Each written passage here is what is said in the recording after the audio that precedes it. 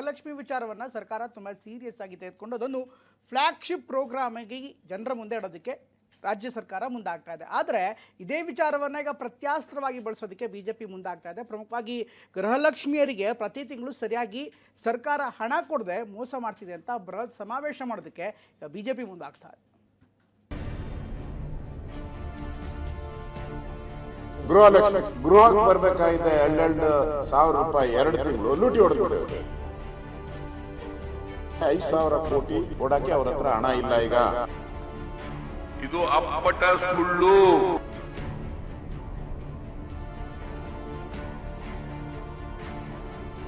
ಪಂಚ ಗ್ಯಾರಂಟಿಗಳ ಪ್ರಾಣ ಅಂದ್ರೆ ಅದು ಗೃಹಲಕ್ಷ್ಮಿ. ಮಹಿಳೆಯರ ಖಾತೆಗೆ ಪ್ರತಿ ತಿಂಗಳು 2,000 ರೂಪಾಯಿ ಹಣ ಹಾಕೋ ಈ ಯೋಜನೆ ನಾರಿಯರ ಅಚ್ಚುಮೆಚ್ಚು. ಆದ್ರೆ ಅದ್ ಯಾಕೋ ಗೊತ್ತಿಲ್ಲ, ತಿಂಗಳ ಆರಂಭದಲ್ಲೇ ಬರ್ಬೇಕಾಗಿದ್ದ ಧನಲಕ್ಷ್ಮಿ ತಿಂಗಳುಗಳು ಕಳೆದ್ರೂ ಜಮೆ ಆಗ್ತಾ ಇಲ್ಲ. ನಿರಂತರ ವಿಳಂಬದಿಂದ ಗೃಹಲಕ್ಷ್ಮಿಯನ್ನೇ ನಂಬಿಕೊಂಡವರಿಗೆ ಕಿರಿಕಿರಿ ಆಗ್ತಾನೆ ಇದೆ. ಈ ನಡುವೆ ಫೆಬ್ರವರಿ ಹಾಗೆ ಮಾರ್ಚ್ ತಿಂಗಳ ಬಾಕಿ ವಿಚಾರ BJPಗೆ ಅಸ್ತ್ರವೇ ತಂದ್ಕೊಟ್ಟಂತಾಗಿದೆ. ಸಮಾವೇಶ ಆ ತರದ್ದು 4-5 ಸಮಾವೇಶಗಳು ಈಗಾಗಲೇ ತೀರ್ಮಾನ ಆಗಿದೆ. ಉಳಿದಂತದ್ದು ಎಲ್ಲಾನು ಕೂಡ ಮುಂದಿನ ದಿನದಲ್ಲಿ ಹೇಳ್ತೀವಿ ನಾವು. ಹೌದು, ಇದೇ ವಿಚಾರವನ್ನ ಮುಂದಿಟ್ಕೊಂಡು BJP ಹೋರಾಟ ರೂಪಿಸ್ತಾ ಇದೆ. ಗೃಹಲಕ್ಷ್ಮಿಯರಿಂದಲೇ ಪ್ರತಿಭಟನೆ ಮಾಡಿಸೋದಕ್ಕೆ ಬಿಗ್ ಪ್ಲಾನ್ ಹಾಕೊಂಡಿದೆ. ಹುಬ್ಬಳ್ಳಿಯಲ್ಲಿ ಕೇಸರಿ ಪಡೆಯಿಂದ ಬೃಹತ್ ಮಹಿಳಾ ಸಮಾವೇಶ ನಡೆಸಲಿದೆ. ಮಹಿಳಾ ಸಮಾವೇಶದ ಮೂಲಕ ಸರ್ಕಾರಕ್ಕೆ ಪೆಟ್ಟು ನೀಡೋದಕ್ಕೆ ಪ್ಲಾನ್ ಹಾಕೊಂಡಿದೆ. ಫೆಬ್ರವರಿ ಮೊದಲು ಅಥವಾ 2ನೇ ವಾರದಲ್ಲಿ ಬೃಹತ್ ಸಮಾವೇಶಕ್ಕೆ ಚಿಂತನೆ ನಡೆದಿದೆ. ಮೊನ್ನೆ ನಡೆದ BJP ಕೋರ್ ಕಮಿಟಿ ಸಭೆಯಲ್ಲೂ ಈ ವಿಷಯ ಪ್ರಸ್ತಾಪ ಆಗಿತ್ತು. ಕೋರ್ ಕಮಿಟಿ ಸಭೆ ಗೃಹಲಕ್ಷ್ಮಿ ಸಮಾವೇಶಕ್ಕೆ ಒಪ್ಪಿಗೆಯನ್ನ ಕೊಟ್ಟಿದೆ.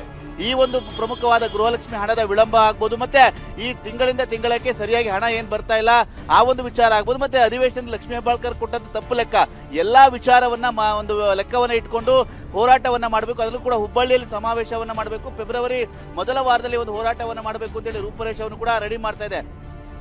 ಈ ನಡುವೆ ಸರ್ಕಾರದಲ್ಲಿ ದುಡ್ಡಿಲ್ಲ ಎಂಬ ವಿಪಕ್ಷಗಳ ಹೇಳಿಕೆಗೆ CM ಸಿದ್ದರಾಮಯ್ಯ ತಿರುಗೇಟನ್ನ ಕೊಟ್ಟಿದ್ದಾರೆ.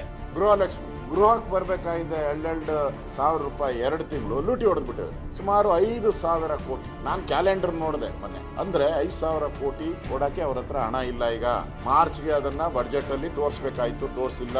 ಇದು ಅಪ್ಪಟ ಸುಳ್ಳು. ಖಜಾನೆ ಖಾಲಿಯಾಗಿದೆ, ರಾಜ್ಯ ಆರ್ಥಿಕವಾಗಿ ದಿವಾಳಿಯಾಗಿದೆ.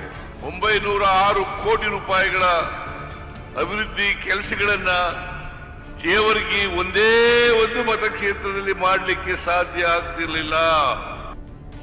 ಕಾನೂನು ಸುವ್ಯವಸ್ಥೆ, ಬಳ್ಳಾರಿ ಗಲಾಟೆ ನಡುವೆ ರಾಜ್ಯ BJPಗೆ ಗೃಹಲಕ್ಷ್ಮಿ ಹಣ ಬಾರದ ವಿಚಾರ ಅಸ್ತ್ರವಾಗಿ ಸಿಕ್ಕಿದೆ. ಅದರಲ್ಲೂ ಗೃಹಲಕ್ಷ್ಮಿಯರಿಂದಲೇ ರಾಜ್ಯ ಸರ್ಕಾರದ ವಿರುದ್ಧ ಹೋರಾಟಕ್ಕೆ ಕಮಲ ಪಡೆ ಹೆಜ್ಜೆ ಇಟ್ಟಿದೆ. ಕಿರಣ್ ಹನಿಯಡ್ಕ ಜೊತೆ ಈರಣ್ಣ ಬಸವ, TV9 ಬೆಂಗಳೂರು.